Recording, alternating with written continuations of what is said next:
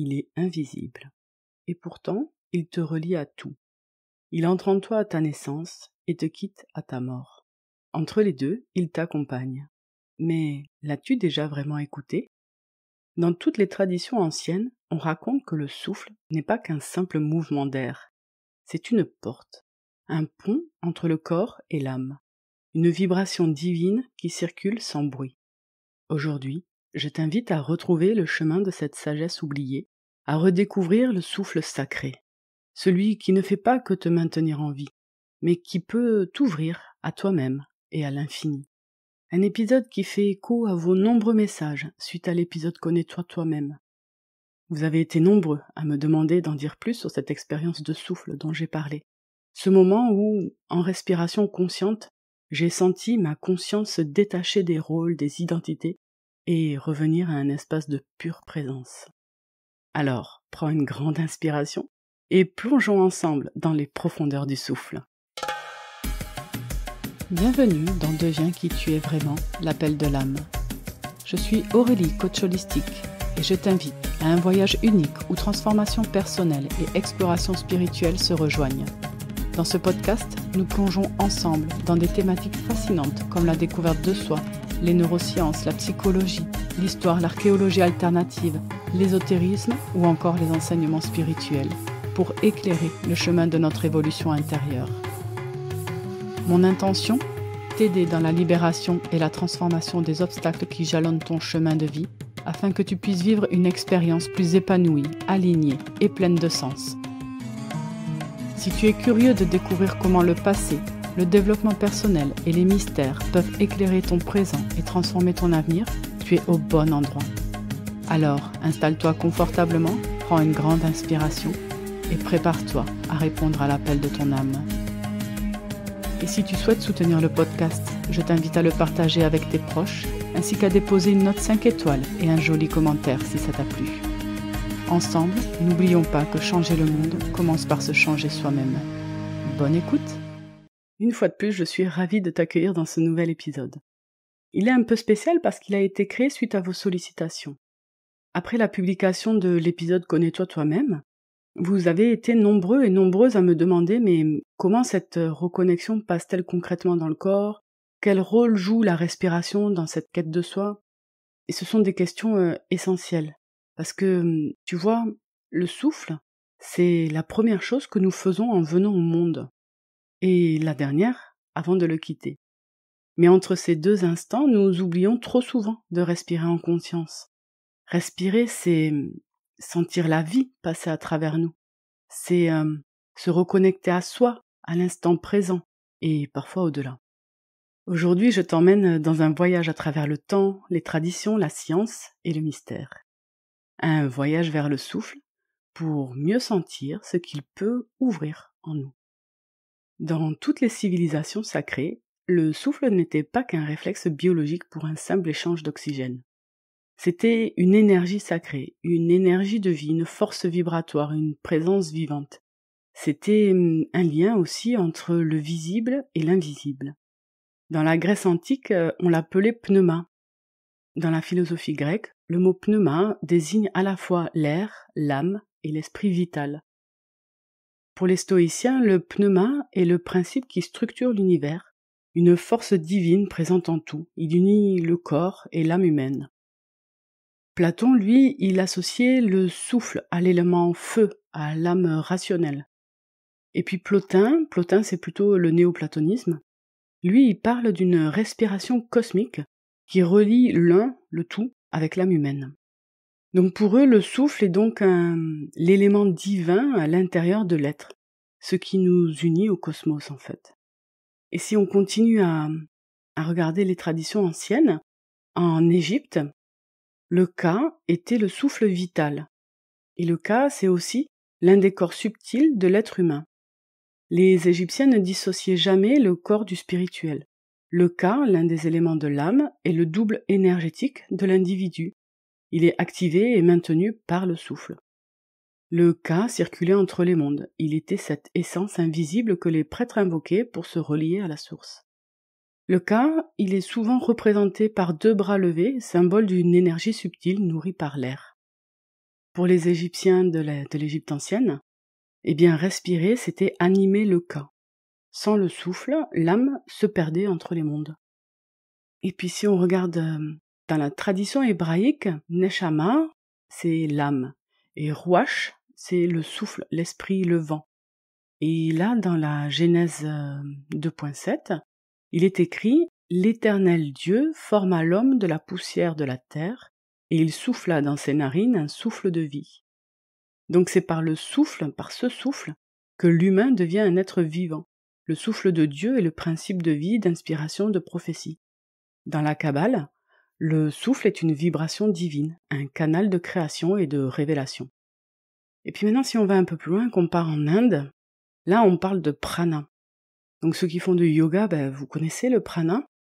Dans les Védas, les textes sacrés de l'Inde, le prana est l'énergie de vie universelle, transmise par la respiration. Le yoga, ça ne se limite pas aux postures. C'est pas juste de la gymnastique, le yoga. Il est avant tout un art de respirer. Le pranayama, c'est spécifiquement la discipline du souffle. Eh bien ça, c'est un moyen de maîtriser l'énergie vitale. On guide le souffle comme on guide une rivière intérieure. Chaque inspiration est une offrande, chaque expiration est une libération. Pour eux, le prana circule dans les nadis, les canaux énergétiques, et ce prana, il nettoie, il guérit et il ouvre la voie à l'illumination. Donc dans le yoga, respirer, c'est diriger l'énergie de l'univers en soi. Et ça, on le retrouve aussi dans le taoïsme. Alors dans le taoïsme, on l'appelle le chi. C'est l'énergie vitale. La respiration y est un art sacré. Elle permet de faire circuler le chi dans les méridiens, de nourrir les organes, d'harmoniser le yin et le yang. Le chi, c'est l'énergie vitale, invisible mais perceptible. Il anime toute forme de vie. Dans la pratique du qigong ou du tai chi, on guide le chi par la respiration, le mouvement lent et la conscience. Le souffle taoïste suit le rythme des saisons, du jour et de la nuit, du yin et du yang. Le but est de ne plus forcer, mais d'harmoniser, de se laisser respirer par le Tao. Et donc dans la philosophie taoïste, il y a cette notion que respirer, c'est entrer dans le rythme du cosmos. Ce n'est plus lutter, mais danser avec le vivant. On ne respire pas seulement pour vivre, on respire pour équilibrer le ciel et la terre en soi. Et pour continuer notre petite tournée des philosophies anciennes, chez les soufis, le nafas, c'est un souffle spirituel. C'est le souffle spirituel. C'est le souffle intérieur, la vibration divine dans le corps. Pour eux, chaque souffle est un acte de création. Respirer en conscience, c'est se souvenir de Dieu. Il y a certains maîtres soufis qui disent « Chaque souffle est un nom de Dieu, le cœur respire avec le nom divin, chaque inspiration est Al, chaque expiration Ha ». Le zikr, c'est-à-dire la répétition du nom de Dieu, Allah, est synchronisé dans la respiration pour atteindre l'extase mystique. Et donc pour eux, respirer, c'est aimer Dieu avec le corps. Le souffle devient prière. Et pour terminer ce petit tour d'horizon, on va aller chez les peuples premiers, donc les chamans d'Amérique, les guérisseurs africains, les traditions nordiques ou celtiques. Et donc chez eux, le souffle est utilisé pour entrer en transe, ou en état modifié de conscience. C'est une respiration qui est rythmée, intense, répétée. Pour eux, c'est vraiment l'outil du voyage vers l'autre monde.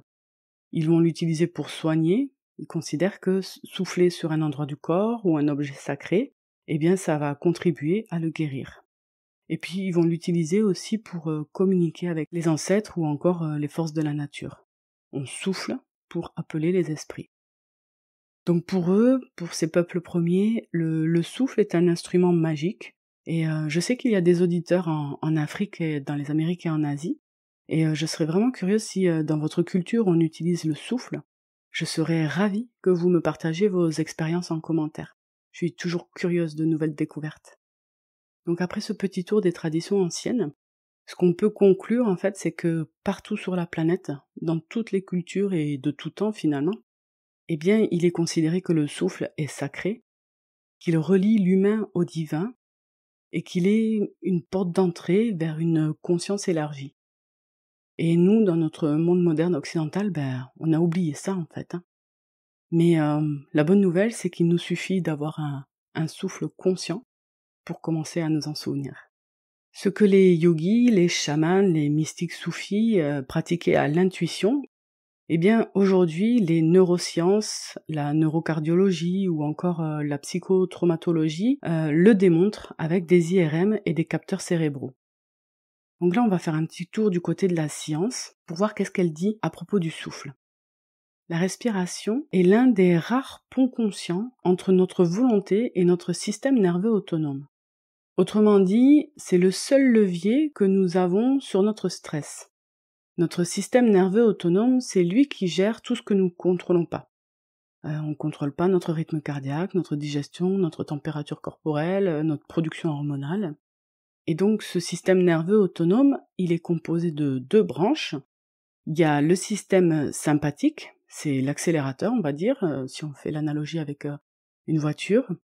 Et donc lui, le système sympathique, il déclenche la réaction au stress, il déclenche les réactions de combat ou de fuite. Et puis à l'opposé, on va avoir le frein, et lui, il s'appelle le système parasympathique. Donc lui, il va nous apaiser, nous réparer, il va nous permettre de digérer, de ramener de la sécurité aussi. Et donc quand on est dans une respiration lente, ample et consciente, eh bien ça active le nerf vague. Et ça active la branche du système parasympathique, c'est-à-dire le frein, celui qui nous apaise. Ce qui veut dire qu'en fait, ce simple geste de respirer en conscience, eh bien, va avoir un effet direct et mesurable sur notre équilibre nerveux. Il y a une étude qui a été publiée dans Frontiers in Human Neuroscience de 2017 qui a montré que 5 minutes de respiration lente suffisent à réduire la pression artérielle, à diminuer le cortisol c'est l'hormone du stress, et aussi à améliorer l'attention et la clarté. Donc ce qu'on appelle une respiration lente, c'est 5 à 6 cycles par minute. Donc ça vaut le coup, dès qu'on a 5 minutes, effectivement, de se poser dans cette respiration lente et consciente pour pouvoir apaiser son système nerveux en fait. Le cœur et la respiration sont intimement liés. La cohérence cardiaque, qui est aujourd'hui largement utilisée en médecine intégrative, repose sur un rythme respiratoire spécifique, donc 5 à 6 respirations minutes. Ça va permettre de synchroniser le cœur, le cerveau et les émotions. Lorsque nous respirons de cette façon, les variations du rythme cardiaque deviennent harmonieuses. Cela améliore l'humeur, le sommeil, la concentration et évidemment la gestion des émotions. Cette cohérence améliore aussi la communication entre le cœur et le cerveau, et ce dernier va recevoir en temps réel des messages de sécurité. Cette cohérence qu'on va créer grâce au souffle, elle va permettre d'améliorer la communication aussi entre le cœur et le cerveau. Et donc si le souffle devient calme, apaisé, quand on le fait en conscience et qu'on le ralentit, eh bien le cerveau, lui, va recevoir des messages de sécurité. Donc en respirant calmement, nous envoyons au cerveau le message « tout va bien ». Et ce message suffit parfois à désactiver une angoisse. Donc si vous êtes sujet à des angoisses, n'hésitez pas à faire de la cohérence cardiaque. Ça va vraiment vous aider à faire redescendre la pression. Et puis les sciences, elles vont nous montrer aussi que le souffle modifie nos ondes cérébrales.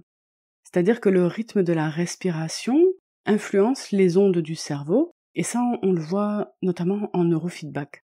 Il y a des études, notamment une étude de Stanford de 2017, où des neuroscientifiques ont découvert un groupe de neurones dans le tronc cérébral qui relie directement le rythme respiratoire à l'éveil, l'attention et les émotions. Donc une respiration rapide et irrégulière, ça fait augmenter les ondes bêta.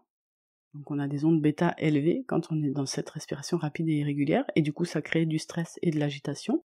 Et puis au contraire, quand on est dans une respiration lente et régulière, donc l'état de méditation, de créativité, de paix intérieure, et bien là on rentre dans des ondes alpha et θ.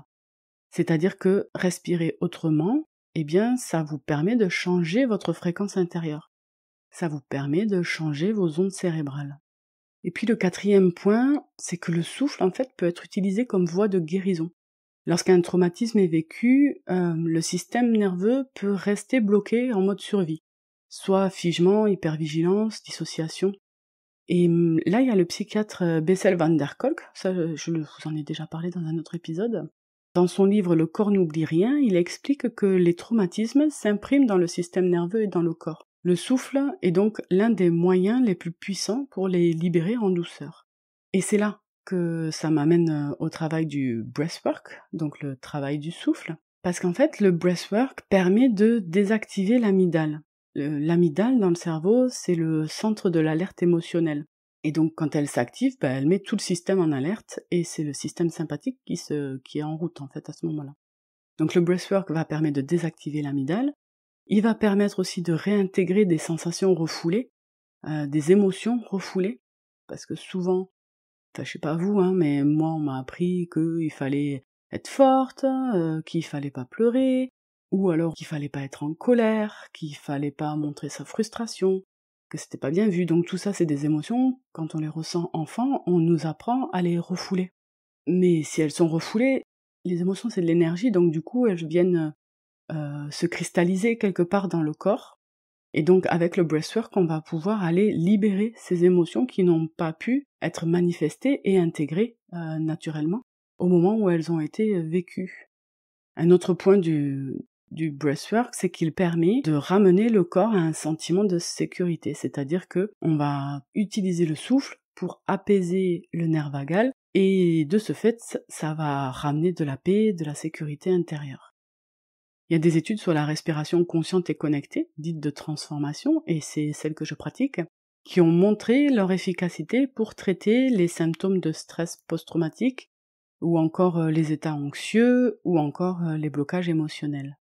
Et puis, il y a même des études qui ont été faites par rapport à l'éveil de la conscience et comment le souffle va influencer cet éveil de conscience.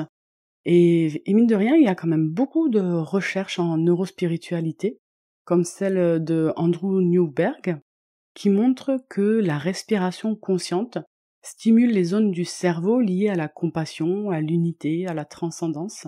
Elle induit en fait des états de conscience élargis. Il y a même certaines études qui montrent que des pratiques de respiration profonde, régulières, peuvent activer la libération d'ocytocine. Alors l'ocytocine, c'est l'hormone du lien et de l'amour. Et puis elles vont activer aussi la production d'ondes gamma, et les ondes gamma, ce sont celles qui sont liées aux états mystiques, méditatifs avancés en fait. Donc pour la science aussi, le souffle est une porte vers le mystère, vers l'éveil. On n'a vraiment pas l'habitude de s'interroger sur notre souffle, on respire souvent la majorité du temps de façon inconsciente, mais en fait le souffle c'est vraiment un outil intégral.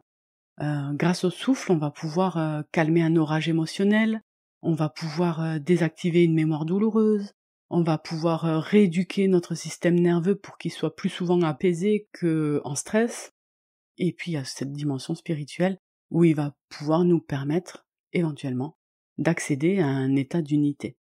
Donc ce que les spiritualités anciennes ont toujours enseigné, eh bien aujourd'hui, la science démontre les effets bénéfiques et la véracité de ce qui était dit par ces philosophies anciennes, en fait. Et donc maintenant, évidemment, je ne peux pas m'empêcher de te parler de ma pratique de breathwork, qui s'appelle la Transformational Breath. Et en fait, le souffle, c'est vraiment ce pont entre le corps, l'esprit et l'âme. Avec la Transformational Breath, ça devient un véritable portail de guérison, j'aime pas ce mot-là, mais n'empêche qu'il y a ce truc où on devient, une fois qu'on a la technique, on a la possibilité d'aller libérer tout ce qui doit être libéré et qui ne nous appartient plus. Pour moi, c'est l'un de mes outils principaux d'accompagnement au mieux-être avec la PNL, et quand je mélange PNL et breathwork, on obtient vraiment des résultats super rapides et efficaces. Pour te parler de la Transformational Breath, c'est une méthode de respiration consciente et connectée qui a été développée par Judith Kravitz dans les années 1970. Et en fait, elle a eu un cancer de la gorge, et elle a cherché des méthodes alternatives pour pouvoir soigner ce cancer. Et c'est comme ça qu'elle a créé en fait cette technique. Elle a combiné sa connaissance de la respiration. Elle avait commencé avec le Rebirth. Et puis elle a un doctorat en métaphysique aussi. Donc elle a une conscience et une science des énergies subtiles. et de la psychologie spirituelle, et c'est comme ça qu'elle a créé un système holistique complet. Donc cette pratique, elle a été conçue pour libérer les blocages émotionnels profondément enfouis, souvent installés depuis l'enfance. Elle permet de rééquilibrer le système nerveux, et puis elle permet d'activer la conscience cellulaire et de reconnecter l'individu aussi à sa nature spirituelle. Donc cette méthode, cette technique de respiration, la Transformational Breath, elle va agir à 3 niveaux. Elle va agir sur le niveau physique, notamment avec une oxygénation complète du corps et donc une détoxification. Elle va permettre une expansion de la capacité pulmonaire. Elle va réduire des tensions musculaires chroniques. Elle va permettre aussi l'amélioration du métabolisme et du système immunitaire. D'un point de vue émotionnel, là c'est son deuxième niveau d'action, elle va permettre de libérer des mémoires cellulaires qui sont associées à des chocs ou des traumas, conscients ou inconscients. Elle va rééquilibrer le système nerveux autonome entre le sympathique et le parasympathique en activant beaucoup plus le parasympathique puisque c'est celui-là qui est souvent délaissé dans notre monde moderne. On est beaucoup plus sujet au stress et à la non-gestion des émotions. Et puis au niveau émotionnel, il va y avoir aussi une réduction significative de l'anxiété, des schémas répétitifs et du stress chronique. Et enfin, le troisième niveau d'action de la Transformational Breath, c'est qu'elle va élever la fréquence vibratoire de notre corps et on peut atteindre du coup une sensation d'unité avec la vie, une espèce d'ouverture du cœur. On va avoir accès à des états modifiés de conscience, une certaine clarté mentale, une guidance intuitive. Il va y avoir aussi une intégration de l'enfant intérieur et une reconnexion au soi supérieur. Et donc la science s'est intéressée aux effets thérapeutiques des respirations conscientes et connectées, dont fait partie la Transformational Breath. Et ce qu'elle a démontré, la science, c'est qu'elle réduit le stress. Et donc ce qu'ont démontré ces études scientifiques, notamment une étude publiée dans le Journal of Contemporary Psychotherapy en 2013, eh bien cette étude a montré que des pratiques de respiration consciente comme le breathwork réduisent significativement le niveau d'anxiété, de rumination mentale et de symptômes dépressifs. Il y a une autre étude qui démontre que la respiration, en tout cas ce type de respiration consciente et connectée, permet d'influencer la variabilité de la fréquence cardiaque. Et en fait, cette variabilité, c'est un indicateur clé de la résilience et de l'équilibre du système nerveux. Et donc le fait de pouvoir améliorer la variabilité de la fréquence cardiaque, eh bien ça va permettre aussi d'améliorer la réponse au stress. Ce que ces études démontrent aussi, notamment des études qui ont été menées par Stephen Porges, lui c'est la théorie polyvagale, eh bien ce monsieur montre que la respiration diaphragmatique active le nerf vague, et du coup ça permet d'entraîner un retour au calme, une régulation émotionnelle et une meilleure digestion des traumas. Et enfin, dans les études que j'ai trouvées sur cette respiration consciente et connectée, il y en a une qui a révélé en fait une baisse de l'hormone cytokine inflammatoire. Alors elle s'appelle interleukine 6. Et en fait, quand elle baisse dans le corps, eh bien cela permet en fait de réduire l'état inflammatoire du corps. Et donc là, cette étude-là, vous la trouverez dans le Proceedings of National Academy of Science, et elle date de 2014. Donc qu'est-ce qu'on vit dans une séance de Transformational Breath? Eh bien c'est une séance guidée qui se fait en one-to-one, et donc il va y avoir un rythme respiratoire spécifique, ce qui va vous permettre d'entrer dans cette respiration consciente et connectée. C'est fluide, c'est continu, c'est sans pause entre l'inspire et l'expire. Il va y avoir aussi un travail corporel pour libérer les zones de restriction respiratoire. Parce qu'en fait, au fur et à mesure de notre vie, à chaque fois qu'on a vécu un événement traumatique, on fait ce bruit-là, on bloque notre respiration, on se fige, et en fait là, on crée une mémoire cellulaire dans notre corps. Et en fait, ce sont des zones qui se ferment à la respiration. Donc, dans une séance de Transformational Breath, on va aller ouvrir, l'objectif en tout cas, c'est de réouvrir ces zones qui sont en restriction. Et puis, on va utiliser aussi le son, les affirmations, les stimulations énergétiques qui vont accompagner le processus. Et tout ça, ça se passe évidemment dans un cadre sécurisant qui permet de traverser les émotions, les larmes, les sensations, parfois les cris, et surtout les prises de conscience puissantes et les transformations. Alors pourquoi ça fonctionne? Eh bien parce que la respiration est l'un des rares processus du corps qui peut à la fois être automatique et volontaire. Cela signifie que c'est un levier conscient par lequel nous pouvons reprogrammer notre inconscient. Quand on respire consciemment, on accède à ce que les psychologues appellent la mémoire implicite. Tout ce que nous avons vécu sans pouvoir le verbaliser, et souvent c'est avant 7 ans ou lors de choc. Eh bien le souffle va littéralement aérer la mémoire cellulaire, désactiver les boucles figées du système nerveux et réinformer le corps émotionnel. Donc cette technique de respiration, de ce breathwork, ce n'est pas une simple relaxation ou un exercice de gestion du stress. C'est vraiment une pratique transformatrice à part entière qui allie donc la respiration consciente, le travail énergétique subtil, l'intégration émotionnelle sécurisée et puis un éveil spirituel doux sans dogme. Elle ne fait pas monter artificiellement quelque chose, elle libère ce qui est prêt à sortir. Et moi je suis facilitatrice, bientôt certifiée de cette méthode, et à chaque séance en fait je suis émerveillée par la simplicité, par la justesse et par la puissance du souffle. Il amène toujours ce qui est juste et parfait pour la personne. Et donc ce que je vous propose moi dans mes accompagnements, c'est exactement ça, c'est un espace où vous pouvez libérer ce qui est prêt à l'être, un espace pour retrouver votre rythme, votre propre vérité. Et donc si cela t'appelle, tu es bienvenue. N'hésite pas à me contacter, je serai honorée de t'accompagner dans ce voyage intérieur. Et donc, comme d'habitude, je te propose un exercice pour expérimenter les concepts que j'ai présentés dans cet épisode. Selon moi, il est important de réaliser les exercices que je te propose dans chaque épisode, car la transformation se fait par le corps. Si tu te contentes uniquement d'écouter l'épisode, tu ne fais que nourrir ton mental, et ça, il est habitué, on fait ça tous les jours. Et lui, en fait, le mental, il n'est pas habilité à t'apporter du changement dans ton expérience de vie. Et donc, si tu n'as pas le temps, ou si tu n'es pas dans les bonnes conditions pour réaliser l'exercice maintenant, eh bien, je t'invite à prendre rendez-vous avec toi-même, quand le moment sera plus opportun, pour écouter et mettre en pratique cette partie de l'épisode. À présent, je t'invite à t'installer dans un endroit calme.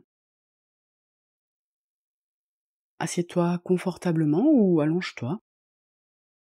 Ferme doucement les yeux. Et prends un instant pour sentir ton corps dans ses nouveaux appuis, là où il est posé, soutenu, contenu. Commence à respirer par la bouche, doucement, sans forcer. Une bouche entrouverte comme un soupir. Inspire, expire, inspire, expire. Essaie de ne pas faire de pause après l'inspiration, ni de pause après l'expiration.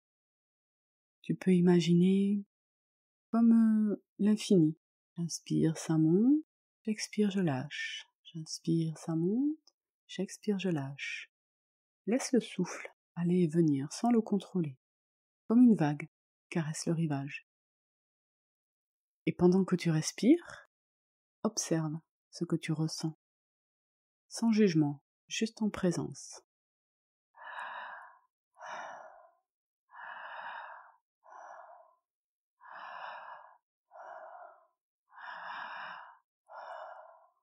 Maintenant, imagine que chaque inspiration est une réception.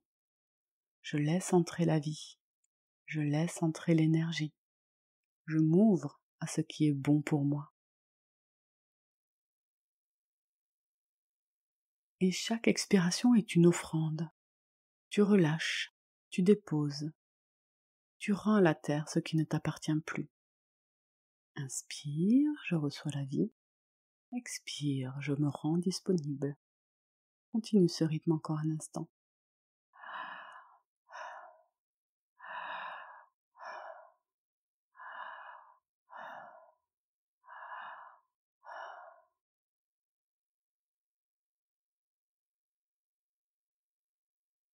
Visualise maintenant une lumière douce.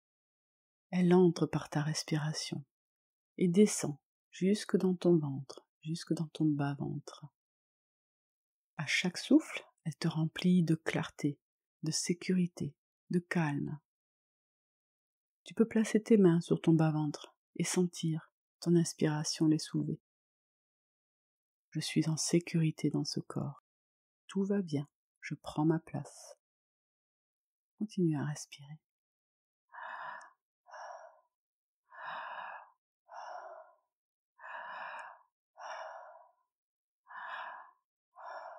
Il n'y a pas besoin de bien faire, il y a juste à laisser faire, juste à être là.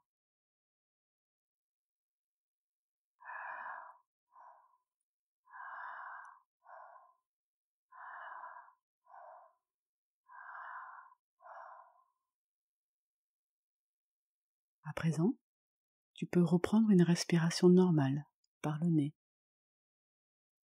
Prends un temps pour accueillir ce qui vient, et quand ce sera juste pour toi, reviens doucement dans ton corps. Sens ton dos contre la chaise ou le sol. Remets du mouvement dans tes pieds, dans tes mains, dans ta nuque, dans ton corps. Et prends une grande inspiration, suivie d'un soupir. Et pose une main sur ton cœur. Murmure intérieurement. Je suis vivante. Je suis présente. Je respire. Et c'est déjà beaucoup.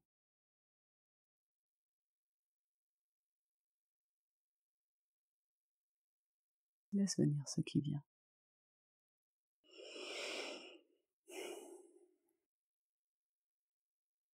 Quand tu le souhaites, tu pourras rouvrir les yeux et revenir ici tout doucement. Peut-être as-tu ressenti une sensation de bien-être. Peut-être certaines émotions ont émergé ou des prises de conscience.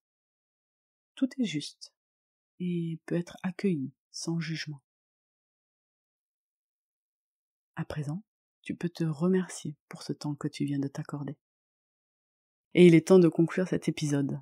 Le souffle est là depuis le premier instant et il sera là jusqu'au dernier. Il ne juge pas, il ne force rien, il attend. Il est l'ami silencieux, l'allié oublié, mais il porte en lui un pouvoir sacré, celui de nous ramener à l'instant, à notre vérité, à notre énergie, à notre être profond, dans ce monde qui nous pousse à faire, à courir, à performer. Respirer devient presque un acte révolutionnaire, un acte spirituel, un acte de souveraineté intérieure. Tu viens de le vivre avec moi. Un souffle, juste un souffle, peut transformer ton état, ouvrir une porte, ramener la paix. Et si tu sens que ce chemin t'appelle, sache que je propose des accompagnements en Transformational Breath pour t'aider à libérer ce qui bloque, apaiser ce qui blesse et reconnecter ce qui était dispersé. Tu trouveras plus d'informations sur mon site ou en m'écrivant directement sur Instagram. Si cet épisode t'a touché, partage-le avec une personne qui a besoin de se reconnecter à son souffle, à sa paix, à sa puissance. Et si tu veux me faire un retour ou me poser une question, eh bien je serai heureuse d'échanger avec toi. Je te dis à très bientôt pour un nouvel épisode. Je respire profondément et je me souviens que changer le monde commence par se changer soi-même.